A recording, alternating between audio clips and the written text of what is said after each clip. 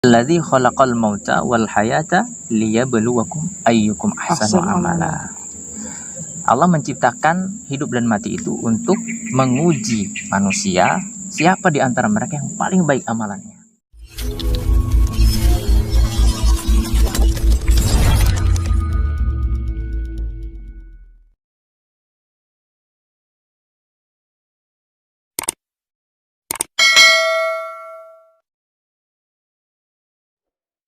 Assalamualaikum warahmatullahi wabarakatuh. Waalaikumsalam warahmatullahi wabarakatuh.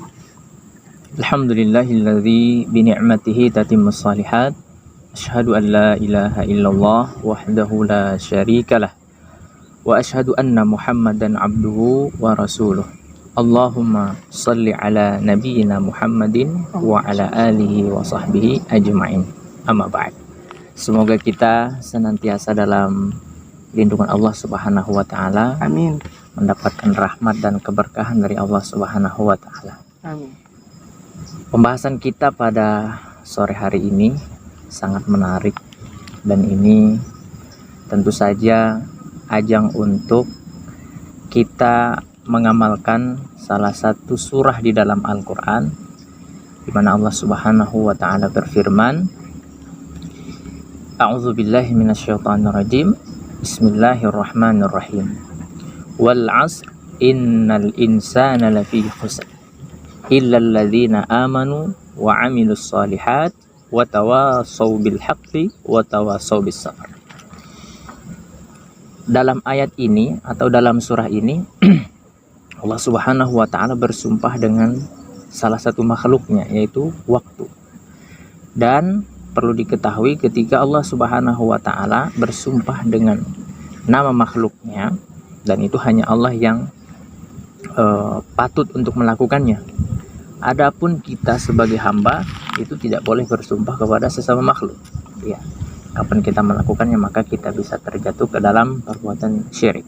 Tapi Allah justru menunjukkan kemahakuasaannya. Ya, Allah Maha berkehendak termasuk dalam hal bersumpah. Yang kedua, hikmahnya, kalau Allah bersumpah dengan nama suatu makhluk, menunjukkan makhluk itu sangat luar biasa, ya, keutamaannya. Di sini Allah bersumpah dengan nama waktu. Itu menunjukkan bahwasanya waktu itu dalam kehidupan kita ini adalah sesuatu yang sangat penting, ya, sangat berharga. Bahkan pepatah Arab mengatakan, al-waktu kas-saif. Waktu itu adalah pedang.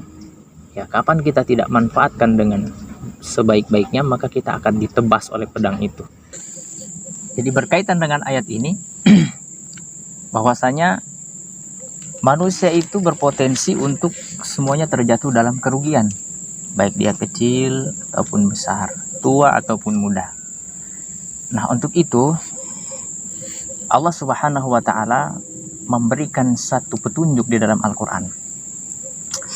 Ayat yang sering kita baca, sering kita dengar, yaitu wa ma khalaqtul jinna wal insa illa liya'budun. Tidaklah aku ciptakan jin dan manusia kecuali untuk beribadah kepadaku. Pada setiap manusia itu memiliki potensi terjatuh ke dalam kerugian, maka ada satu titik untuk kita bisa fokuskan supaya kita tidak terjatuh ke dalam perkara tersebut, yaitu dengan mengingat tujuan kita diciptakan ke dunia ini memang untuk beribadah kepada Allah Subhanahu wa taala. Walaupun nanti kita tidak boleh berpikir sempit tentang makna ibadah. Jadi ibadah itu tidak selalu bentuknya amaliyah yang sifatnya ibadah mahdhah, ya.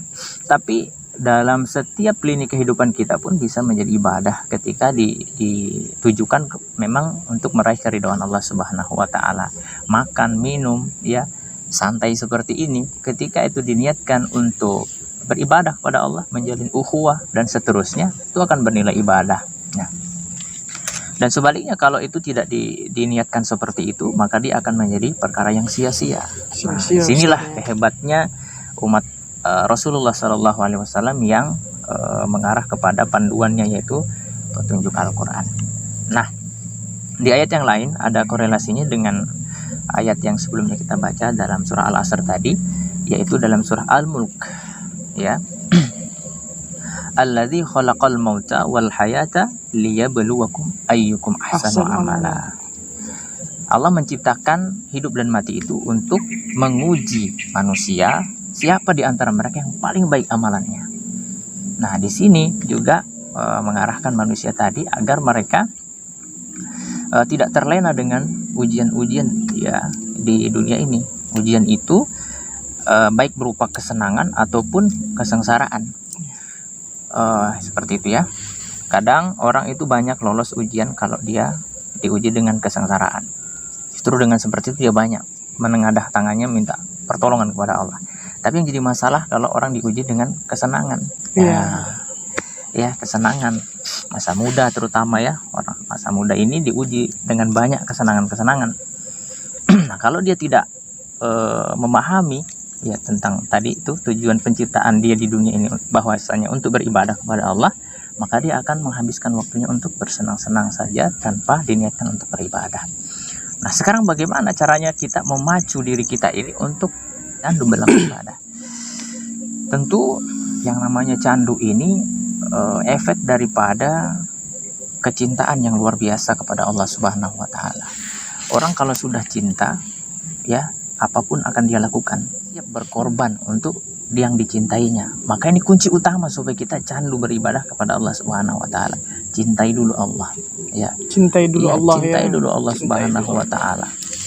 Jadi, dan untuk yang namanya mencintai itu tidak serta-merta bisa diwujudkan begitu saja, melainkan harus diusahakan, harus diikhtiarkan, harus bahkan dipaksakan.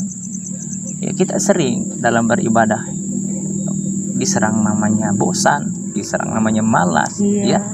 Nah, pada saat seperti itu kita harus sadarkan diri kita bahwasanya saya ini harus ya berupaya untuk mencintai Allah supaya efeknya nanti Allah mudahkan kita untuk beribadah kepadanya.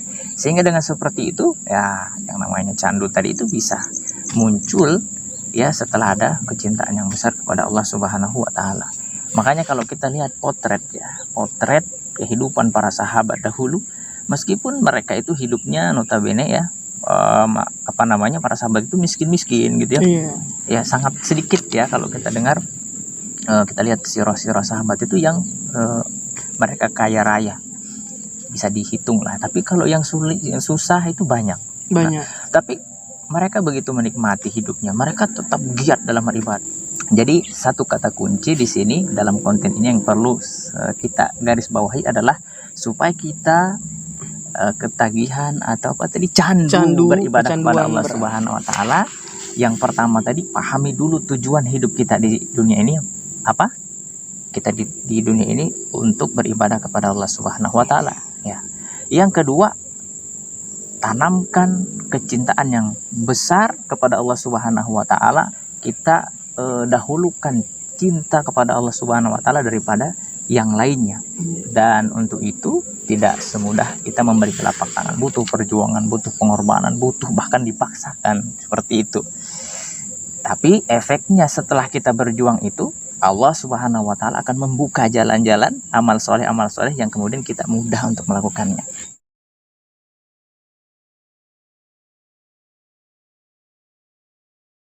Ya, saya kira itu yang bisa saya sampaikan terkait tema yang kita angkat pada sore hari ini. Subhanakallah bihamdik, syadu an la ilaha illa anta astaghfiruka wa atubu ilaik.